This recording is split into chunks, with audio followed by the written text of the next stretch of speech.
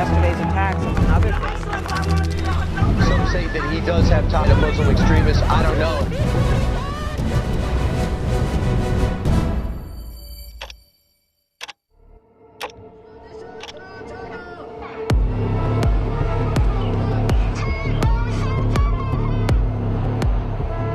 For months, the Trump administration called the Hong Kong unrest an internal matter for China.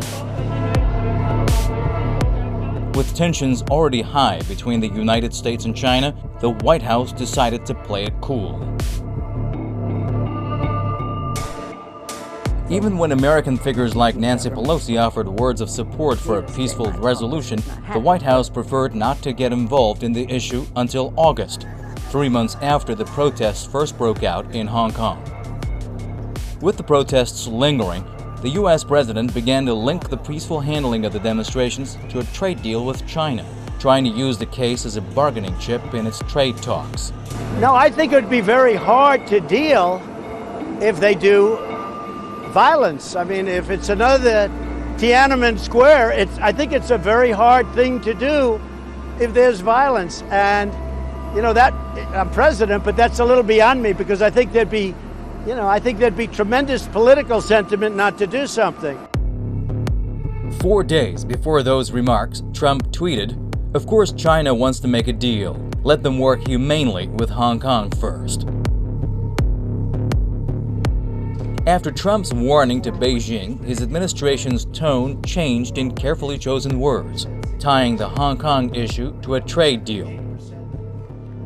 Echoing Trump's words in a speech in Detroit, U.S. Vice President Mike Pence warned that China will not get a U.S. trade deal unless it honors its 1984 commitments to Hong Kong.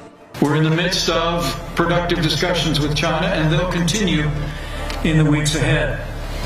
But for the United States to make a deal with China, Beijing needs to honor its commitments, beginning with the commitment China made in 1984 to respect the integrity of Hong Kong's laws through the Sino-British Joint Declaration.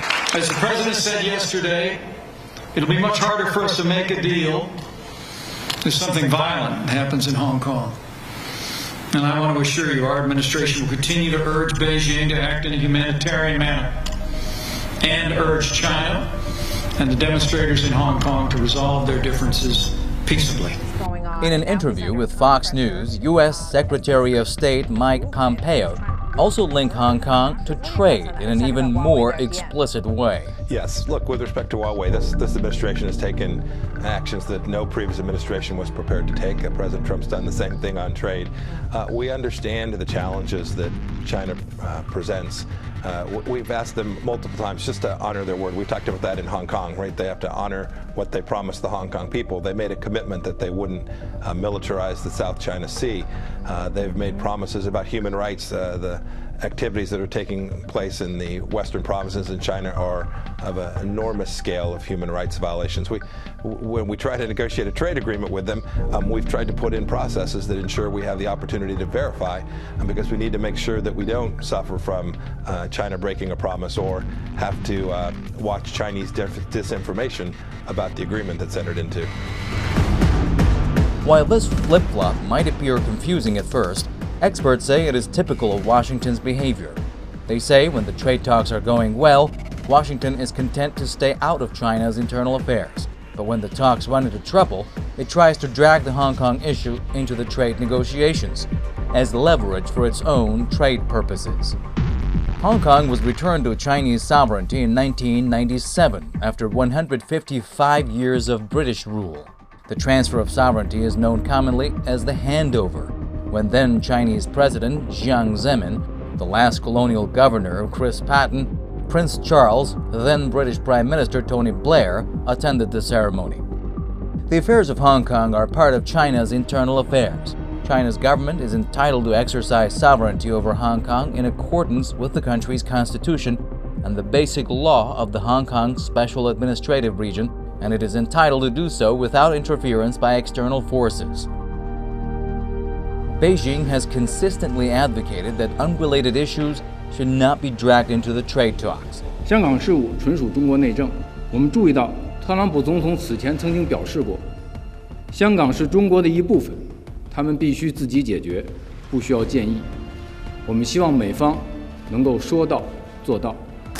Experts say by accusing China of wriggling out of its commitment to preserve Hong Kong's separate political system, the White House is trying to sell this argument that a trade deal with Beijing must have strict enforcement provisions. The United States shares the concern of many in Hong Kong that the lack of procedural protections in the proposed amendments could undermine Hong Kong's autonomy and negatively impact the territory's long-standing protections of human rights, fundamental freedoms, and democratic values, as enshrined in the Basic Law and the Sino-British Joint Declaration.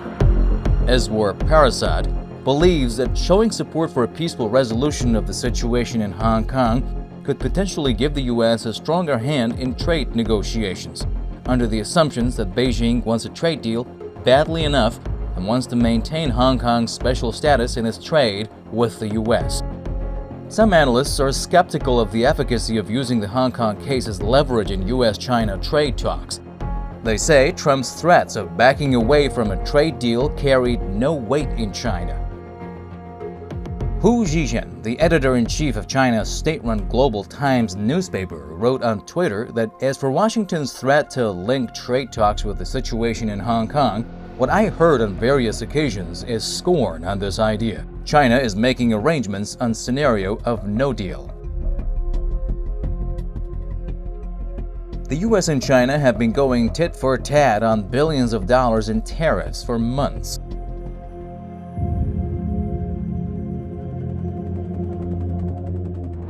Meanwhile, with no trade deals on the horizon, China hawks in the Trump administration have pushed Trump to move ahead on separate issues to put more pressure on the Chinese. That includes the sale of 66 F-16 fighter jets to the self-governing island of Taiwan. The $8 billion deal is the largest or one of the largest arms sales for the United States to Taiwan. While experts argue that the Hong Kong leverage would not work against China, there is at least one person who is sure the U.S. president has affected the situation on the ground in Hong Kong by linking the case to his trade war, Trump himself. I think if it weren't for the trade talks, Hong Kong would be in much bigger trouble. I think it would have been much more violent. I really believe China wants to make a deal, and they know it puts us in a very bad position if there's not a humane way of handling the problems. And I've let them know that, look, handle it in a humane fashion. And we'll see. But I do believe that because of what I'm doing with trade, that's very much keeping down the temperature in Hong Kong. The Chinese economy, however, has already taken a major hit, which in the end limits Washington's influence in Hong Kong.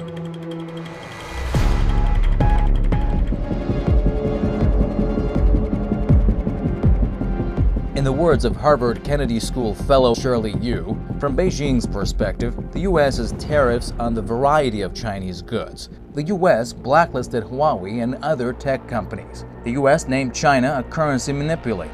How many more economic sanctions can the U.S. enact onto China after what's been done already? Beijing won't be too much worse off and won't be better off, no matter what Beijing decides to do with Hong Kong. Trump's decision to maximize pressure on Beijing seems only to meet more resistance, leaving the odds of reaching a trade deal with the Chinese close to zero.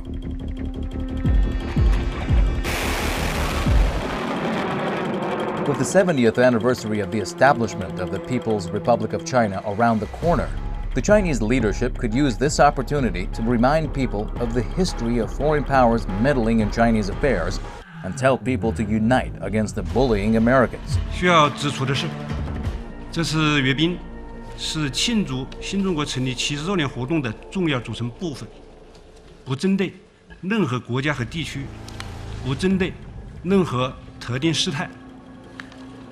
中国军队始终是维护世界和平和地区稳定的坚定力量，致力于维护世界和平，服务构建人类命运共同体的崇高事业，同时有决心、有能力，坚决维护国家主权、安全和发展利益。捍卫和促进世界和平稳定。心情很激动啊，因为这个也是难忘的时刻。 China has constantly reminded Washington that any attempt to use the Hong Kong issue as a bargaining chip will not succeed.